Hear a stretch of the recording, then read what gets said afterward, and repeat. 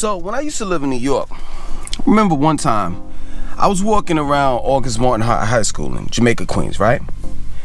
And, I forgot what I was doing, and this cop out of nowhere, this undercover cop out of nowhere pulls up, tells me to stop. And I stop, right? So then, he starts to pat me down, and I'm sitting there, I'm saying to myself, yo, I didn't even do nothing.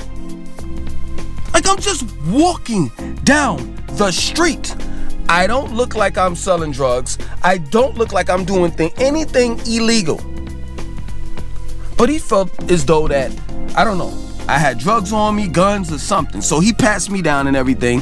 And then he, with some grass, like right where I was at, he takes a pencil and starts to go through the grass. Like as if when he pulled up, I threw something in the grass or something like that. And then he looks at me and he's like, yo, we just wanted to make sure that you ain't had no drugs on you. Now get out of here.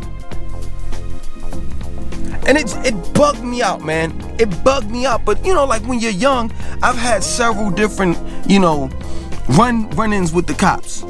And most of them have been when I was young. So when you're young, it's like really not that big of an issue to you.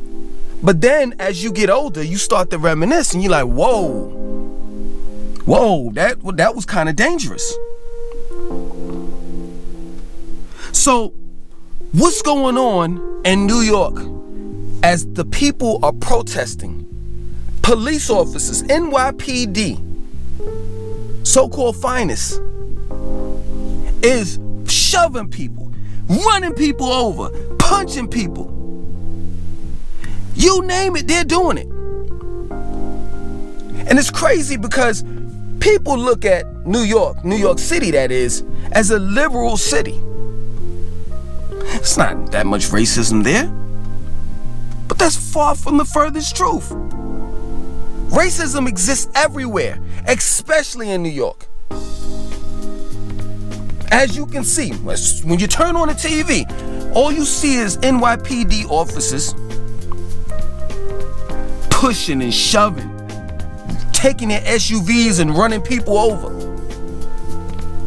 And it's crazy. It's crazy up there, as well as in Atlanta. Didn't y'all see what happened to those two college kids? How Atlanta's,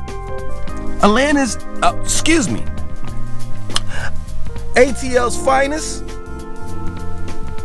the Atlanta cops, what they did to those two college kids. One of them was a female. They tased their asses, busted their windows, stabbed their tires so they couldn't move. It was just ridiculous. And now those same cops that did that, they're facing charges in Atlanta.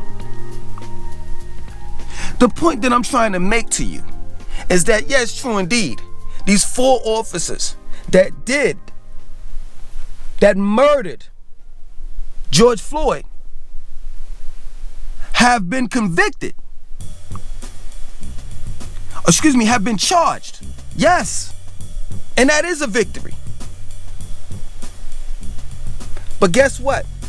If we don't do anything more than what we have done, this is all gonna happen again. So guess what? Y'all need to make sure you got your signs.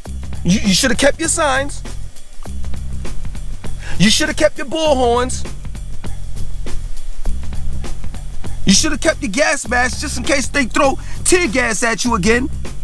And be prepared to protest and do the same thing that you've been doing these past few days. Again, sometime soon, sometime in the near future, if we don't change policies. And I'm here to tell you, they are not going to go above and beyond for black people. Taking heed. These 4 men that are being charged, these 4 police officers, taking heed. You could call it what you want to call it. You can say, oh, you're a conspiracy theorist. All right, whatever. I think all of this wasn't nothing but political. And please don't tell me that by you rioting and tearing up their stuff, that made them say, you know what, we're going to charge these men. No, it's not. Because if that was the case, the first day y'all started rioting, they would have been like, you know what, let's just charge these guys. Because these civilians, they mean business. Just think about this. Let's just say for the sake of the argument, right, that you had to do what you had to do, and it worked. Just think about that. Think about how many millions of dollars it's gonna take for them to rebuild some of these cities that y'all have basically destroyed. Think about it. Do you really think that they would want that? No.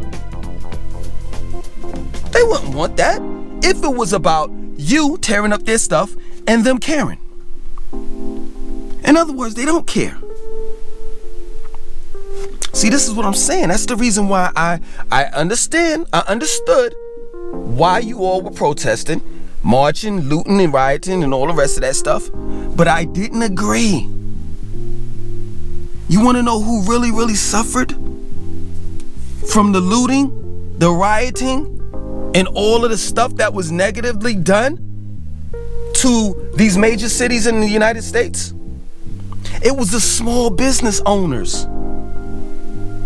That's the reason why you have to what? Plan. You have to have an agenda. Your protests and everything has to be organized. Because let's just say if part of the protest is tearing up people's stuff, you have to sit down and say, oh, okay, let's strategize. Okay, we're not gonna tear up this guy's gas station because it's black owned. We're not gonna tear up this guy's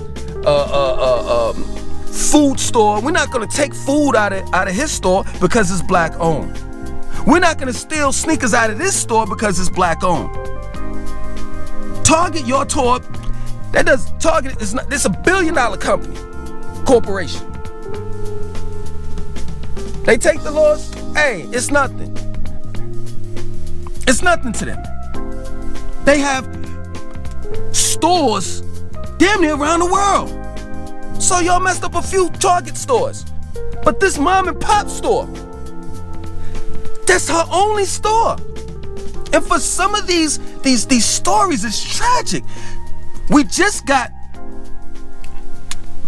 past, well, we're still going through it, but we're passing, we're slowly but surely going away from the pandemic called the coronavirus. So these small business owners had to shut down for 2 months. Then this comes. So they were in just about to reopen their businesses, and y'all tear it up and take the product out. And some of these people, that's how they eat. That's how they feed their children. That's the reason why I was against it. I understood, but I was against it. Because at the end of the day, the smaller man always loses. George Floyd lost his life, and the small business owners lost their livelihood. That's why I said, come with a plan.